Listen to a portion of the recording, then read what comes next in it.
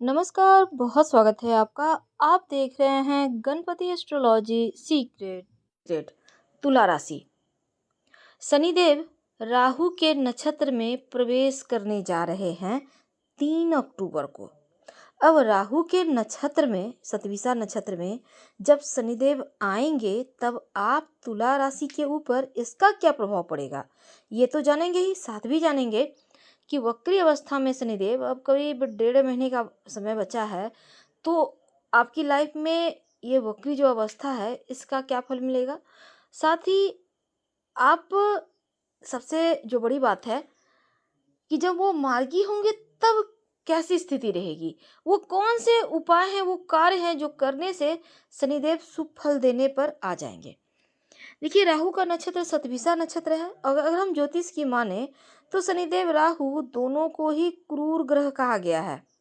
जैसे शनिदेव देते हैं तो आकस्मिक रूप से देते हैं, उसी तरह राहु भी देता है तो आकस्मिक, लेकिन राहु का दिया हुआ स्थिरता के साथ देता है राहु। और शनिदेव का यहाँ पर देखिए आप, तुला राशि वालों, शनिदेव का ये नक्षत्र परिवर्तन आपके लिए शुभ है। वैसे तो कहा जाता है कि जिस व्यक्ति पर प्रसन्न हो जाते हैं शनिदेव, रंक से राजा बना देते हैं, और क्रूर दृष्टि डाल दे तो मुसीबतें बढ़ा देते हैं। लेकिन तुला वालों, आप तो बड़े लकी निकले। यहाँ पर आप बड़े ही भाग्यशाली रहने वाले हैं, क्योंकि तुला शनि की सबसे प्रिय राशि है, उच्च की राशि है। सबसे ज़्यादा फायदा आप ही को होगा, क्योंकि शनिदेव देने वाले हैं। इसमें क्या क्या मिलेगा शतभिषा नक्षत्र में आके, राहु के नक्षत्र में आके? देखिए, एक तो विदेश यात्रा के योग बनेंगे। अगर आप प्रॉपर्टी वगैरह लेना चाहते हैं तो पक्का ले पाएंगे। शत्रु शांत रहेंगे, चाहकर भी आपका कुछ बिगाड़ नहीं पाएंगे। अगर आप जॉब करते हैं, प्रमोशन होगा, इंक्रीमेंट का तोहफा मिलेगा। आपको आपके मन पसंदीदा कार्य करने का और घूमने फिरने का भी योग बनेगा, साथ ही ट्रांसफर के भी योग बनेंगे, यानी कामयाबी ही कामयाबी। तो समाज में आपका जो दबदबा है, रुतबा है, स्टेटस है, वो कायम रहेगा। बच्चों से जुड़ी कोई बढ़िया खुशखबरी मिलेगी। इस पीरियड में वाहन का सुख मिलेगा। लेकिन वक्री शनिदेव और भी बहुत कुछ देंगे, और कुछ चीजों का आपको पालन करना होगा। 29 जून से वो वक्री चल रहे हैं, 15 नवंबर तक रहेंगे। तो ये जो वक्त है मध्यकाल, इसमें कुछ बेहतर कार्य आपके बनेंगे, क्योंकि अब तो राहु की भी मेहरबानी बरसने वाली है। तो अगर हम वास्तव में देखें तो शनिदेव से अपने कर्म की प्रार्थना करते रहिए, अच्छा कार्य कीजिए। कार्य में सफलता तो आपको मिलेगी ही। वक्री अवस्था में है तो एक नहीं बल्कि 3 स्थान ऐसा होगा जहां इनका प्रभाव रहेगा, और उन तीनों स्थानों पर अपना काम करके उस स्थान को बैलेंस भी करेंगे। अब करियर के मामलों में आपको तरक्की तो देंगे ही, आपको ऊंचाइयां देंगे। जो 1.5 महीने का वक्त है, सफलता के शीर्ष पर पहुंचा के ही दम लेंगे। शनिदेव आपके 5वें घर में बैठे हैं, तो ये भी बहुत उत्तम योग है। अब शनिदेव की अगर हम बात करें तो पंचम भाव, और वक्री अवस्था में है तो चतुर्थ भाव, यानी लगभग ढैया का प्रभाव यहाँ पर आपके ऊपर थोड़ा बहुत तो आ ही गया है। पर बुरा प्रभाव नहीं है, क्योंकि बहुत ज्यादा देंगे पंचम भाव से जुड़कर। आपके फंसे हुए तमाम कार्य बनेंगे। नकारात्मक सोच से आजादी मिलेगी। पंचम भाव पर है, क्योंकि शनिदेव यहाँ पर कर्म के फलदाता है।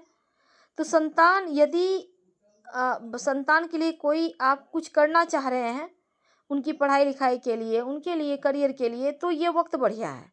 आप जो चाह रहे हैं वो शनिदेव भी चाह रहे हैं, यानी आपकी चाहत को शनिदेव अपनी चाहत मानकर पूरा करवाएंगे।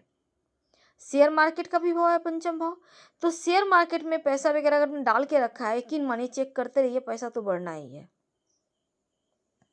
आपके ज्ञान का, आपके सपनों का भी स्थान है पंचम, तो ज्ञान बढ़ेगा, आपके जो सपने हैं वो बढ़ेंगे, और यहाँ पर कर्म भी आपका बेहतर होगा, यानी कर्म करते जाएंगे, उस पर फोकस रहेगा और कार्य बनते जाएगा। बहुत एक्टिव, बहुत योग कारक, बहुत अधिक शुभ परिणाम लेकर आए हैं शनिदेव।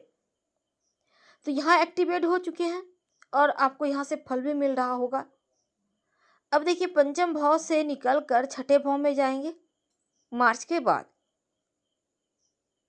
तो 30 साल के बाद एक ऐसा योग जो सस नामक महापुरुष राजयोग भी बनाकर चल रहा है और आपके लिए ये राजयोग फलित भी है। अब देखिए शनिदेव वक्री अवस्था में है, एक घर पीछे का फल देंगे यानी चतुर्थ भाव का देंगे। इस समय अगर आप प्रॉपर्टी लेना चाहते हैं या आप बेचना चाहते हैं तो आप इस समय प्रॉपर्टी से जुड़ा कार्य आपका बन जाएगा, चाहे आप जो भी चाहते हैं। अगर माँ के साथ किसी तरह का कोई आपने वादा किया है तो निभाइए, वक्त बढ़िया है। माँ के स्वास्थ्य का भी थोड़ा ख्याल रखिएगा और आपको सफलता आपको तो मिलेगी ही, उन्नति भी प्राप्त होगी। अगर आप घर से दूर रहते हैं तो कॉल के माध्यम से अपनों से जुड़ेंगे, माँ से जुड़ेंगे। अब शनि यहाँ पर स्ट्रांग होते हैं, चतुर्थ भाव आपके जन्म स्थान का भाव है, माँ का भाव है। तो ऐसे में आपके लिए माँ का जुड़ाव आपसे बढ़ेगा और किसी अन्य के माध्यम से भी आप कहीं न कहीं माँ समान महिलाओं से जुड़ेंगे। करियर में उन्नति के साथ धन भाव पर दृष्टि है तो आर्थिक मामलों में ठीक रहेगा। बहुत दिनों से अगर आप घर जाना चाह रहे थे अपने जहाँ पैतृक आवास पर तो वहाँ जा पाएंगे। घर से संबंधित काम को आपको करने चाहिए और वक्री अवस्था में शनिदेव कर्म के स्वामी हैं, मतलब आप जितना कर्म करेंगे उतना ही फल आपको प्राप्त होता चला जाएगा। पंचम पर दृष्टि है, ठीक 7वें घर पर तीसरी दृष्टि है, वक्री अवस्था में है, पराक्रम भाव पर भी दृष्टि होगी। तो ऐसे में क्या होगा ना, देखिए 7वां दृष्टि ऐसा स्थान है जहाँ पर दोनों ही जैसे कि शनिदेव जहाँ बैठते हैं 7वें घर या पूर्ण अपनी दृष्टि डाल रहे हैं तो सीधे आपके इनकम के स्थान पर भी तो इनकम बढ़ेगा, आपने जो काम किया उसका फल मिलेगा, सामाजिक कार्यों में नाम बढ़ेगा, समाज के लिए लोगों से जुड़ेंगे। एकादश भाव यहाँ पर एक्टिव हो जाएगा और इच्छाओं की पूर्ति होगी। जितना आप चाहते हैं सबकी सहायता करना, सारे कामना पूर्ण होंगी। सोसाइटी के लिए भी शनिदेव आपको बहुत सारे फायदे यहाँ पर देंगे, आप सोसाइटी के लिए बढ़ चढ़ कर काम करेंगे। जो भी काम आपके पेंडिंग है इस समय शनिदेव खुद आपसे पूरा करवाएंगे। और एकादश भाव जो है ना इच्छाओं की है, तो आप जो भी काम करते हैं जो इच्छाएं हैं वो आपकी पूरी होगी, चाहे वो 1 लाख की हो, 1000 की हो या 1 करोड़ की हो। बस इच्छा कीजिए और मेहनत कीजिए, जरूर पूरा होगा, क्योंकि मानसिक रूप से आप तैयार हैं और शनिदेव देने को आ गए हैं। एकादश भाव चाहे स्वास्थ्य का हो या दिमाग का हो। अब देखिए यहाँ पे एक्टिवेट है, बैलेंस बनाकर चलेंगे, करियर में ग्रोथ तो होगा ही। वो कौन से कार्य हैं जो करने से शनिदेव और भी ज्यादा प्रसन्न होंगे? पहला, छत पर पंछियों को दाना ना डालें, नहीं तो राहु गड़बड़ होगा, क्योंकि राहु के नक्षत्र में ही शनिदेव आ रहे हैं, याद रखिए। दूसरा, घर में कबाड़ इकट्ठा ना करें, खासकर छत पे, फिर राहु यहाँ परेशान करेगा नहीं तो। तीसरा, घर में बंद पड़ी घड़ियां, चाहे वो हाथ की घड़ी हो, दीवार की घड़ी हो, मत रखिए, किसी को दे दें, बाहर हटा दें। टूटी फूटी घड़ियां हैं उनको हटा दें।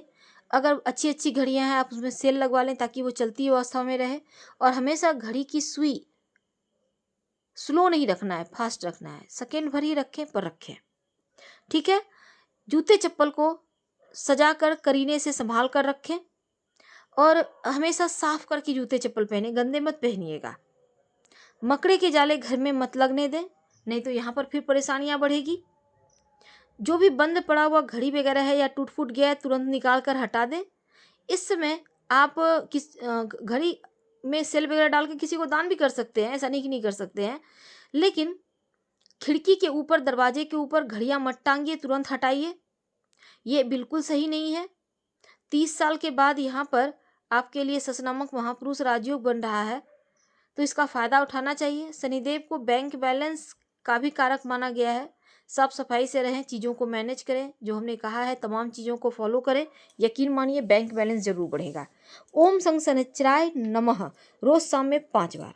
हम आपसे विदा लेते हैं। जानकारी अच्छी लगे तो लाइक कर सब्सक्राइब करें, शेयर करें, कमेंट करें। धन्यवाद, हम फिर मिलेंगे।